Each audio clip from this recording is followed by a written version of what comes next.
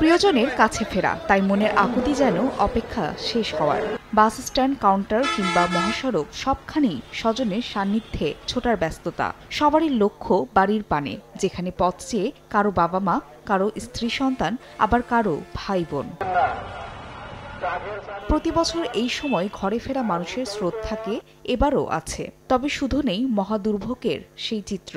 কয়েক বছরে কমতে কমতে এবার ঈদযাত্রায় সড়কে স্বস্তির নিঃশ্বাস। গত কয়েকদিনের মতো সোমবারও দুপুর 1:30 পর্যন্ত দেখা মেলেনি যানজট। বিশেষ করে ঢাকা টাঙ্গাইল, ঢাকা ময়মনসিংহ, ঢাকা চট্টগ্রাম ও ঢাকা বরিশালের পাশাপাশি উত্তরের পথে পথেও এবার দুর্ভোগহীন যাত্রা।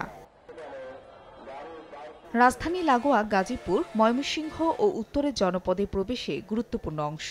ঢাকা ময়মনসিংহ মহাসড়কে যানবাহন ও যাত্রী চাপ বেড়েছে বহুগুণ। তবে দিনভর গুরুত্বপূর্ণ পয়েন্টে ঘুরেও কোথাও তেমন যানজট দেখা যায়নি। মূলত ঈদকে সামনে রেখে বিআরটি প্রকল্পের 7টি ফ্লাইওভার খুলে দেওয়ায় সুফল পাচ্ছেন এই রুটের যাত্রীরা। 1, 2, 3 ঢাকায় জমি জিতে নিন 100% ক্যাশব্যাক সহ 20 কোটি টাকার পুরস্কার। উত্তরের জনপদে যেতে ঢাকা টাঙ্গাইল, ঢাকা রাজশাহী ও ঢাকা রংপুর মহাসড়ক ঘুরে পাওয়া গেছে স্বস্তির চিত্র। উন্নয়ন কাজের জন্য কোথাও কোথাও ধীরগতি থাকলেও নেই দুর্ভোগের যানজট। কোনো রকমের ঝক্কি ঝামেলা ছাড়াই স্বস্তিতে পারাপার হচ্ছেন উত্তরের 16 জেলার মানুষ।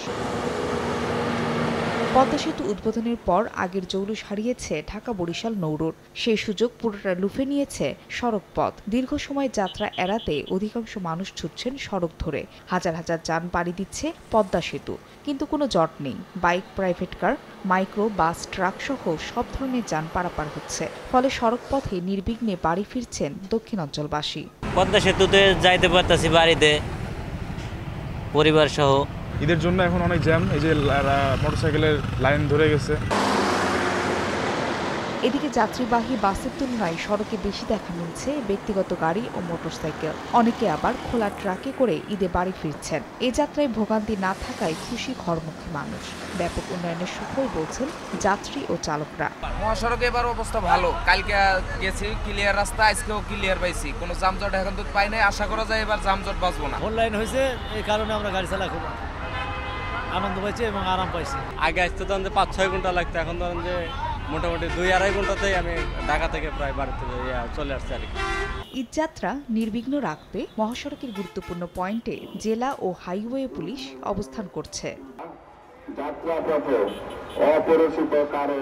ফারিয়া ফারজানা, সময় সংবাদ।